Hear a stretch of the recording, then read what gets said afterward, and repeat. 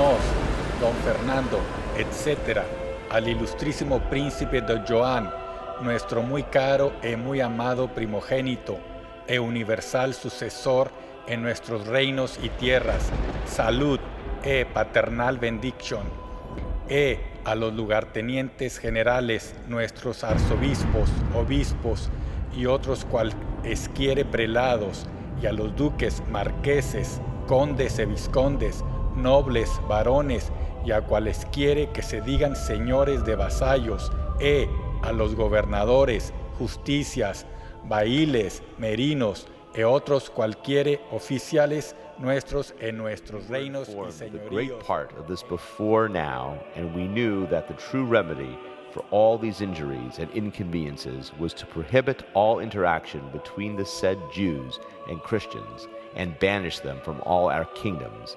We desired to content ourselves by commanding them to leave all cities, towns, and villages of Andalusia, where it appears that they have done the greatest injury, believing that they would be sufficient, so that those of other cities, towns, and villages of our kingdoms and lordships would cease to do and commit the aforesaid acts.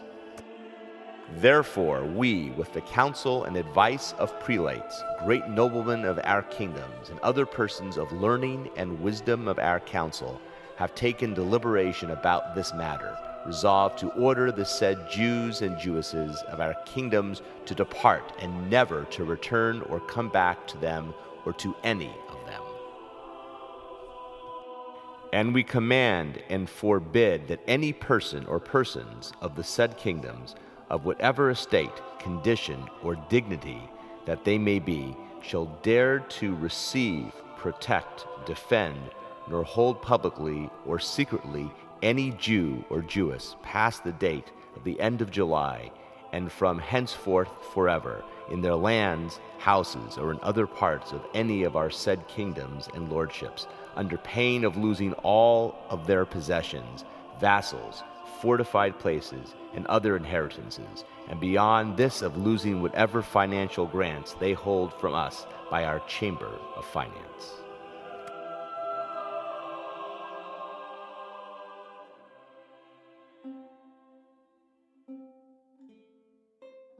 The survival of Judaism in Mexico is a tale of tenacity and tolerance. The story begins in Spain with the conversos, Jews who had converted to Christianity, always under duress. In the year 600 of the Common Era, the Visigoth king Ricard forcibly baptized 90,000 of his Jewish subjects and expelled those who would not accept Christianity. Some of the conversos continued to practice their religion secretly for almost a century, then openly during the 800 years of Moorish rule. The number of conversos grew during the 15th century, when in 1479 Ferdinand and Isabella launched a massive campaign to forcibly convert the Jewish population in Spain to Christianity. With the birth of the Spanish Inquisition some 3 years later, the conversos were now accused of secretly practicing Judaism. In 1492, all practicing Jews were expelled from Spain. By 1530, the royal viceroy of Nueva España, Antonio de Mendoza, had established law and order in the New World. Some historians feel Mendoza himself came from a crypto-Jewish family. Mendoza was a very common name among Spanish Jews. The conversos were under increasing pressure from the Inquisition. Looking for a place in which they could retain their Spanish identity, they focused on Mexico. In 1531, large numbers of them left Spain and Portugal for the New World. The Inquisition had not yet come to Nueva España, and the new arrivals soon married into prominent Mexican families. They became priests and bishops and enjoyed a 40-year period during which time many began to practice Judaism openly. Doctors, lawyers, notaries public, tailors, teachers, and silversmiths, they brought much-needed skills to the new colony and were well received. They settled in Veracruz, Campeche, Oaxaca, Guadalajara, Morelia, and Mexico City. By 1571, the Inquisition had arrived in the New World, and again both practicing Jews and conversos were under religious threat.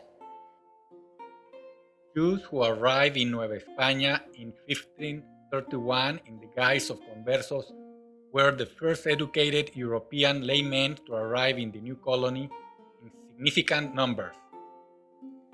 How many came is unknown, but there is some evidence that there were a substantial portion of the scant Spanish-speaking population of that time. There are still letters in Spain that claim that by the mid-16th century, there were more secret Jews than Catholics in Mexico City. Written by various inquisitors, they are probably exaggerations designed to obtain more funding, but there may be some merit to these claims. During the colonial period, migration of Spanish Catholics to Nueva España was but a mere trickle. The new colony was simply a source for gold, silver, precious stones, and other exotic raw materials like tobacco. Colonization was not on the agenda. In 1579, the King of Portugal granted land for a colony north of Nueva España to a Portuguese nobleman, Luis de Carvajal, named the Kingdom of Nueva León. Both conversos and practicing Jews banned in the Spanish colony were welcome. But by 1641, the colony was gone. However, some of the original settlers had moved on to Texas, New Mexico, Arizona, and California, which was then still part of Mexico, bringing with them seeds of Judaism that still survive. By 1651, most of the crypto or hidden Jews had been wiped out. Their only legacy is those Mexican families, devout Catholics, who still practice some Jewish customs, most without realizing it. Those who suffered were those who had been promised a haven in the kingdom of Nueva León. Some of them became Catholics. Their descendants know of their Jewish heritage, but remain Christians. However, a growing number of them have left Christianity and have formally converted to Judaism, known today as Baal Teshuvah, one who has returned. It was not until 1865, during the reign of the ill-fated Emperor Maximilian, that an edict of religious tolerance was issued. Until then, only Catholics could be citizens. Some Jews who had arrived in the guise of conversos and escaped the Inquisition may have continued to practice Judaism secretly, but it was highly dangerous. The Inquisition was never as virulent in Mexico as it was in Spain, where more than 4,000 people were burned at the stake. Many more were imprisoned for the Jewish heresy. Massacres were instigated that took thousands of lives. By contrast, between 1571, when the Inquisition was established in Mexico, and 1821, when it ended, only about 110 people were actually burned at the stake. Perhaps the same number died under torture or in prison, either awaiting trial or after sentencing. There were no popular outcries against Jews. The Inquisition was imposed from Spain. As late as 1867, there were only 20 Jewish families in Mexico City, and perhaps a dozen more in the rest of the country. It was not until late 1882, after the assassination of the Russian Tsar Alexander II, that significant numbers of practicing Jews entered the country. In 1867, Benito Juarez, a Zapoteca Indian and a liberal, dealt what amounted to a death blow to the Catholic Church. He banished the papal nuncio, seized church property, secularized hospitals run by the church, and banned priests and nuns from wearing clerical garb in public. Religious processions were prohibited. What irony if the crowning achievement of the Inquisition, the expulsion of all Jews, first from Spain and then from Portugal, ultimately led to the Spanish loss of Nueva España.